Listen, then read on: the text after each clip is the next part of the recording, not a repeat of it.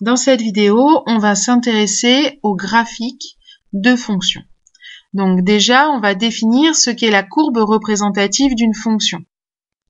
Le plan étant muni d'un repère orthogonal, ça veut dire qu'on a deux axes, un axe des abscisses et un axe des ordonnées qui est perpendiculaire. On appelle représentation graphique ou courbe représentative d'une fonction f l'ensemble des points qui vont avoir pour coordonnées x en abscisse et l'image de x par f en ordonnée. Prenons un exemple. Si j'ai cette courbe qui représente une fonction, n'importe quel point de la courbe va avoir, si x est son abscisse, pour ordonner l'image de x par f. Les points de la courbe sont donc les points pour lesquels l'ordonnée est l'image de l'abscisse. Tout point de la courbe, qu'on va souvent noter C pour courbe et petit f en indice parce que c'est la courbe de la fonction f, possède des coordonnées de la forme x, abscisse, image de x par f en ordonnée. Alors, si on prend ce graphique, on va s'apercevoir que le nombre 1 en abscisse a plusieurs ordonnées possibles pour cette courbe.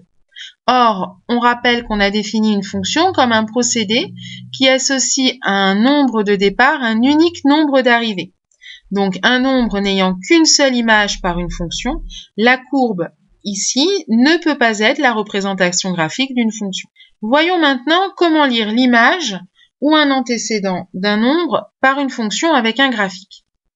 Alors, si je veux déterminer l'image de -2 par la fonction qui est donnée par cette représentation graphique.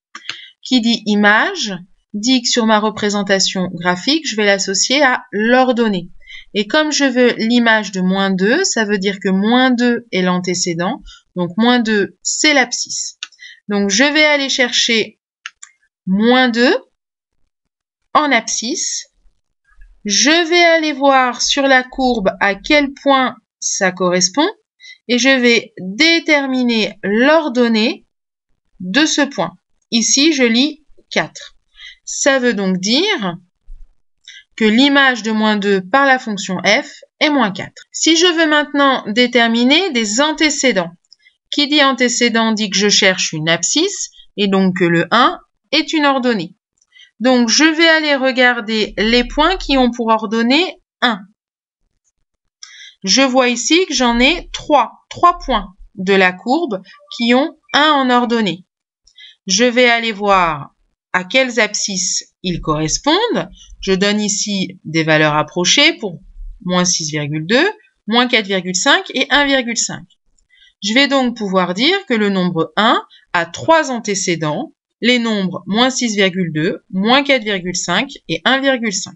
Je veux maintenant déterminer le ou les antécédents du nombre 3. Antécédent, je cherche des abscisses, donc 3, c'est une ordonnée. Donc, je vais aller regarder tous les points de la courbe qui ont 3 en ordonnée. Ici, je vois qu'il n'y en a qu'un seul.